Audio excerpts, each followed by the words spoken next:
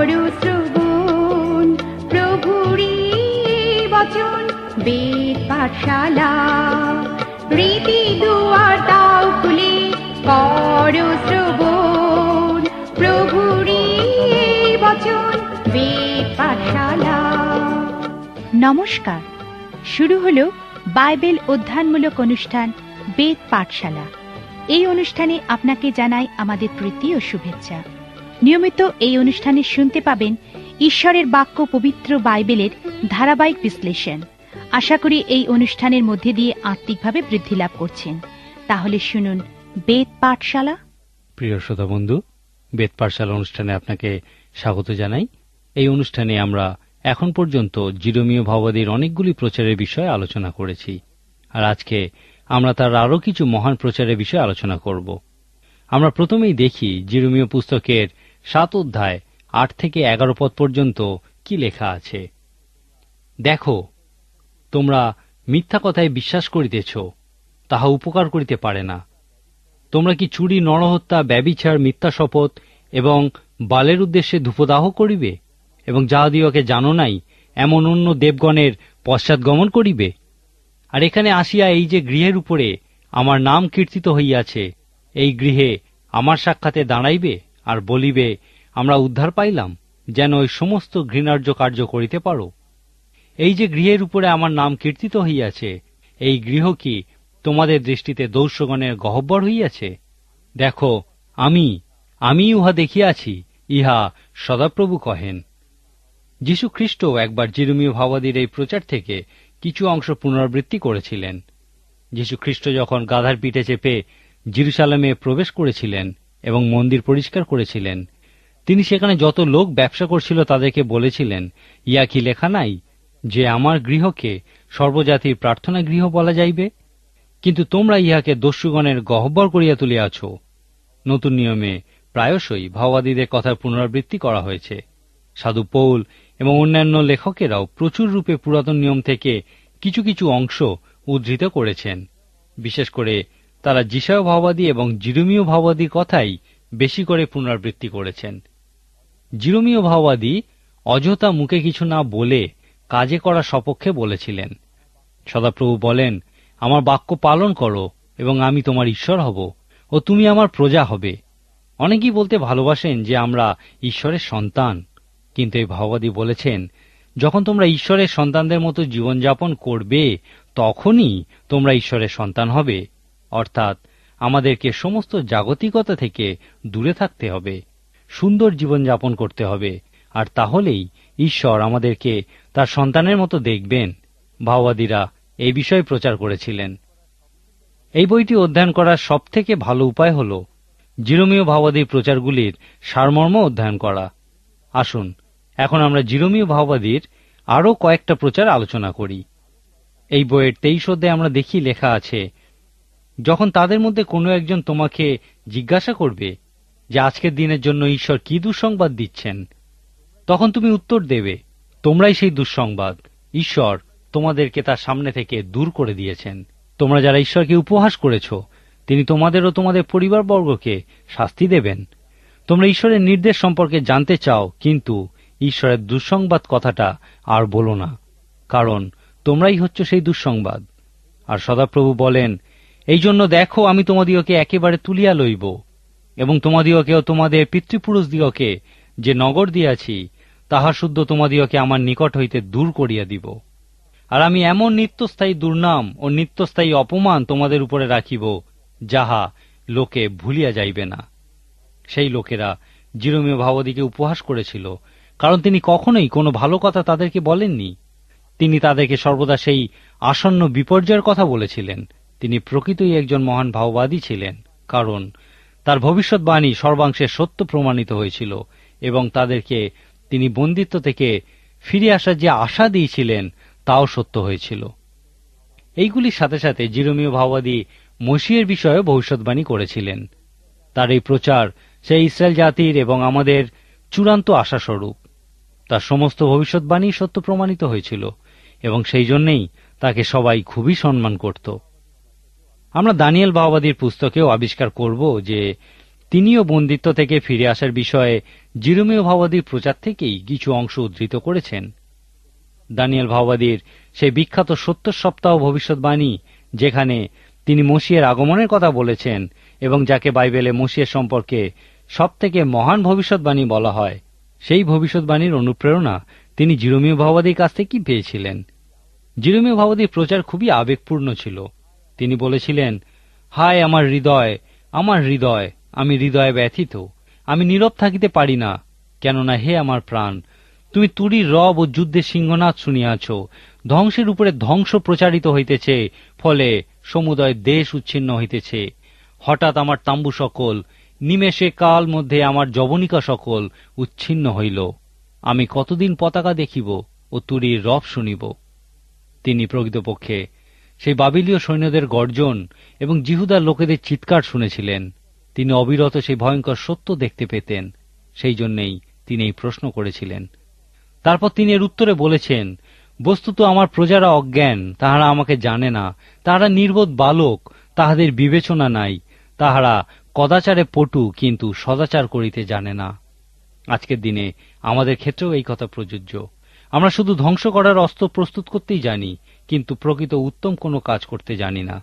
এরপর যদি আপনি এই পুস্তকের 5 ও 6 অধ্যায়টি পড়েন, সেখানে জিরোমীয় ভাববাদী আরেকটির মহান প্রচার দেখতে পাবেন। তিনি বলেছিলেন, সমস্ত মানুষই অসৎ হয়ে গেছে, তারা অসৎ বিষয়ের প্রতি লোভ করে, এমনকি ভাববাদী ও পুরোহিতেরাও অসৎ হয়ে গেছে। এই মহান ভাববাদীরা যেমন যিশায় ভাববাদী, জিরোমীয় ভাববাদী, এই সমস্ত সমস্যার জন্য সেই পুরোহিত বা যাজকদের আত্মিক নেতৃত্বকেই দায়ী করেছিলেন। ব্যক্তিগত শিক্ষা ও প্রস্তুতির বিষয়ে জিরোমীয় ভাববাদীর একটা প্রচার আমরা এই পুস্তকের 12 অধ্যায়ের 5 পদে দেখতে পাই। লেখা আছে, তুমি যদি পদাতিকদের সহিত দৌড়াইয়া গিয়া থাকো, আর তাহারা তোমাকে ক্লান্ত করিয়া থাকে, তবে অশ্বগণের সহিত কি প্রকারে পারিয়া উঠিবে? আর যদ্যপি শান্তির দেশে নির্ভয়ে থাকো, তথাপি জর্দনের শোভাস্থানে কি করিবে? কাউকে কোনো সেবা কাজে প্রেরণের পূর্বে এই কাজের ক্ষেত্রে তার বিশ্বাসযোগ্যতা প্রমাণ করা অবশ্য কর্তব্য।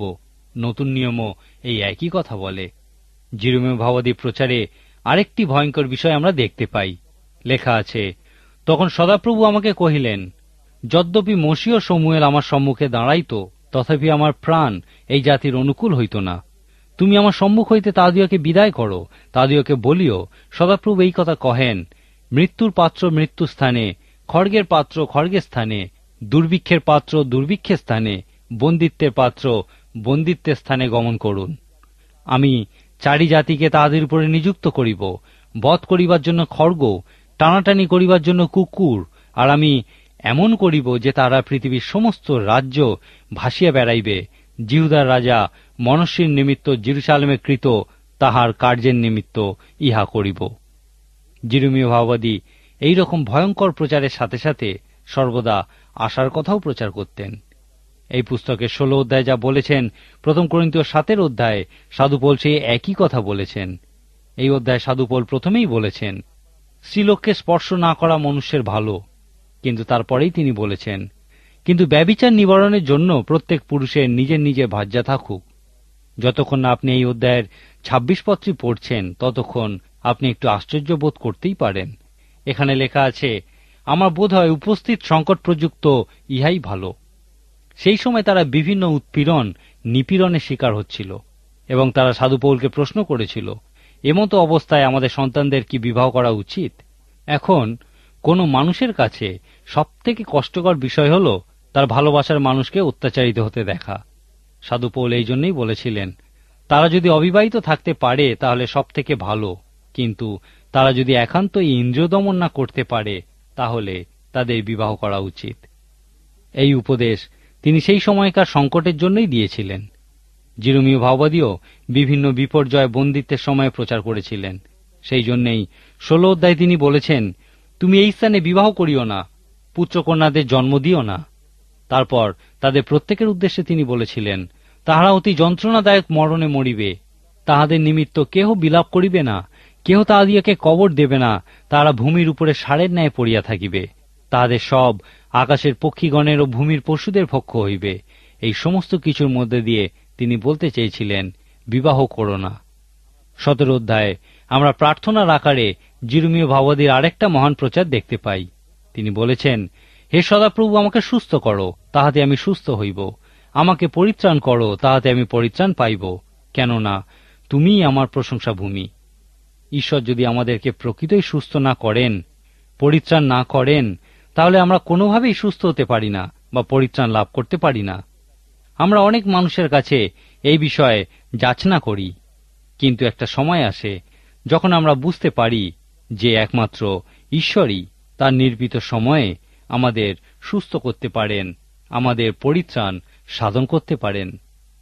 আর যখন আমরা ইহা উপলব্ধি করি, তখন আমরাও জিরোমীয় ভাববাদীর মতো ওই একই প্রার্থনা করি, হে সদাপ্রভু, আমাকে সুস্থ করো, তাহাতে আমি সুস্থ হইব। আমাকে পরিত্রাণ করো, তাহাতে আমি পরিত্রাণ পাইব। এই পুস্তকের 31 ও 33 অধ্যায়ে আমরা জিরোমীয় ভাববাদীর মসীয় বিষয়ক একটা মহান প্রচার দেখতে পাই। লেখা আছে, সদাপ্রভু বলেন, আমি তো চির প্রেমে তোমাকে প্রেম করিয়া আসিতেছি, এই জন্য আমি তোমার প্রতি চিরস্থায়ী দয়া করিলাম। তারপর দেখি সেই মূল অংশ লেখা আছে, আমি তাহাদের অন্তরে আমার ব্যবস্থা দিব ও তাহাদের হৃদয়ে তাহা লিখিব, এবং আমি তাহাদের ঈশ্বর হইব ও তাহারা আমার প্রজা হইবে। এরপরেই তিনি মসীহের বিষয়ে ভবিষ্যৎবাণী করেছিলেন। ইব্রিয় ইতিহাস বলে যে এই ভাওবাদীরা সকলেই ঈশ্বরের লোকেদের সমগ্র পৃথিবীতে ছড়িয়ে পড়ার কথা বলেছিলেন এবং আবার তাদের একত্রিত হওয়ার কথাও বলেছিলেন। যাই হোক, এই সমস্ত ভাওবাদীরা প্রত্যেকেই সেই জিহুদীদের ভৌগোলিক প্রত্যাবর্তনের সাথে সাথে আত্মিক প্রত্যাবর্তনের বিষয়ে বলেছিলেন। তবে ইহা এখনো পর্যন্ত ঘটেনি। কিন্তু এই ভবিষ্যৎবাণীর প্রতি লক্ষ্য রাখুন, ইহা অবশ্যই সত্য প্রমাণিত হবে। আজকে আমাদের আর সময় নেই, কিন্তু প্রিয় শ্রোতা, অনুষ্ঠান শেষ করার আগে আমি আপনাকে বিশেষ করে বলতে চাই যে জিরোমীয় ভাববাদীর পুস্তক থেকে অনেক ব্যক্তিগত আবেদন দেখতে পাওয়া যায়। ব্যক্তিগতভাবে আপনারও আমার জন্য সেখানে অনেক কিছু আছে, কিন্তু এখন আমি আপনার জন্য একটা বিশেষ আবেদন রেখে যেতে চাই যে সদাপ্রভু বলেন, আমি তো চিরপ্রেমে তোমাকে প্রেম করিয়া আসিতেছি, এই জন্য আমি তোমার প্রতি চিরস্থায়ী দয়া করিলাম। এখন আমি আপনাকে একটা প্রশ্ন করতে চাই, আপনি কি ঈশ্বরের এই ভালোবাসার উপহার গ্রহণ করেছেন? যদি আপনি এখনও ঈশ্বরের এই ভালোবাসার উপহার গ্রহণ না করে থাকেন, তাহলে অবশ্যই আজকে গ্রহণ করুন। আজকের মতো এখানেই শেষ করি। আশা করি পরের দিন আপনি অবশ্যই আবার আমাদের সঙ্গে এই অনুষ্ঠানে উপস্থিত থাকবেন। ঈশ্বর আপনার মঙ্গল করুন। প্রিয় শ্রোতা বন্ধু, যদি বাইবেল সম্পর্কে বিস্তারিতভাবে জানতে চান, তাহলে আমাদের ঠিকানায় যোগাযোগ করুন। আমাদের ঠিকানা হল বেদ পাঠশালা, বিশ্ববাণী, পোস্ট বক্স নম্বর 16925, কলিকাতা 700034। আবার বলছি, বেদ পাঠশালা, বিশ্ববাণী, পোস্ট বক্স নম্বর 16925, কলিকাতা 700034। নমস্কার।